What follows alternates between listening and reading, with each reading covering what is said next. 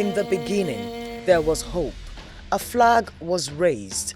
A people danced. A nation, the most populous in Africa, stood tall, independent and proud. It was 1960 and Nigeria was born. But what had begun in hope would unravel in great horror.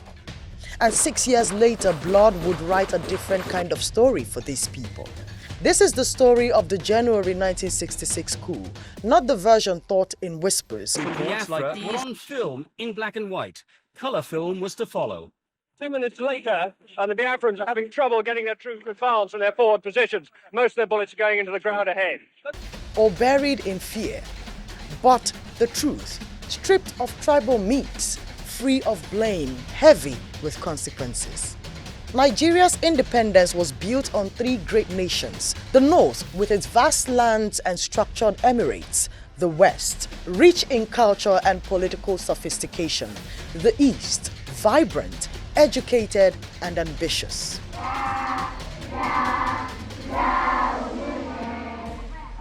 In a war-damaged schoolroom open to the grey skies of the rainy season, Igbo children take up their lessons after the Civil War. But behind the handshake of unity was a silent battle of power. Elections were rigged.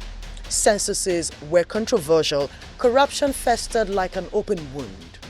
By 1965, the West was on fire, literally.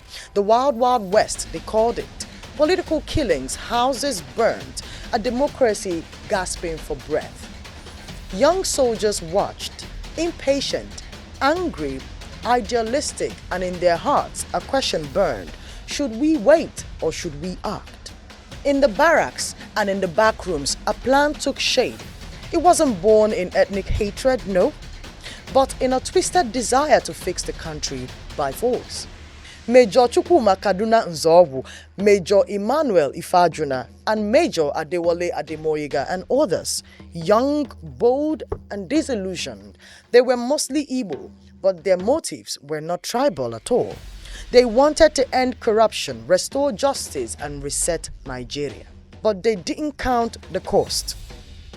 January 15, 1966, they struck before dawn in Lagos, in Kaduna, and in Ibadan. Shots rang out in the night air, and by morning the Prime Minister was dead. Sir Abubakar Tafawa Balewa assassinated. The Sarduna of Sokoto gunned down in his home. Samuel Akintola murdered in cold blood. Northern and Western leaders wiped out. But no Eastern politician had died, not one. And so the perception took root. This was not just a coup, it was an Igbo coup. A lie? A misunderstanding, perhaps, or the dangerous marriage of coincidence and consequences. With the government collapse, power fell into the hands of Nigeria's most senior military officer at the time, General Johnson Thomas Aguiyi-Ironsi, an Igbo man. He promised stability, he abolished the regions, he called for unity, but he failed to punish the coup plotters. He called them boys who meant well. And to the North, this was a betrayal. How could men who murdered their leaders go free? So resentment turned to rage, and rage to revenge. July 29, 1966, a second coup, but this time, northern officers took control. They hunted down Ironsi. They executed him, and alongside Colonel Fajui, who chose death over disloyalty.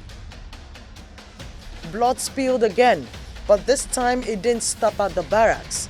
Across the north, mobs turned on Igbo civilians. Thousands were butchered, men, women, and children.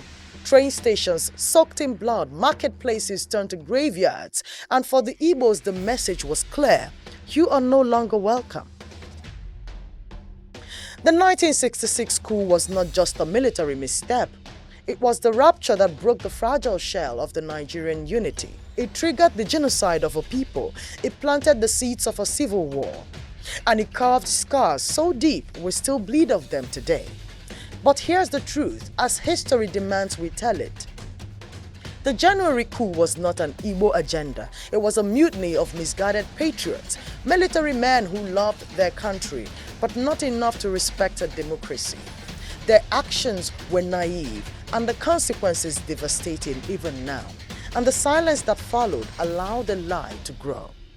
Today, we tell the story not to reopen old wounds, but to heal them with honesty. We tell it not to defend a tribe, but to defend the truth, because only when a nation faces its past can it shape its future. Nigeria's dawn came with flags and drums, but her foundation cracked in January 1966.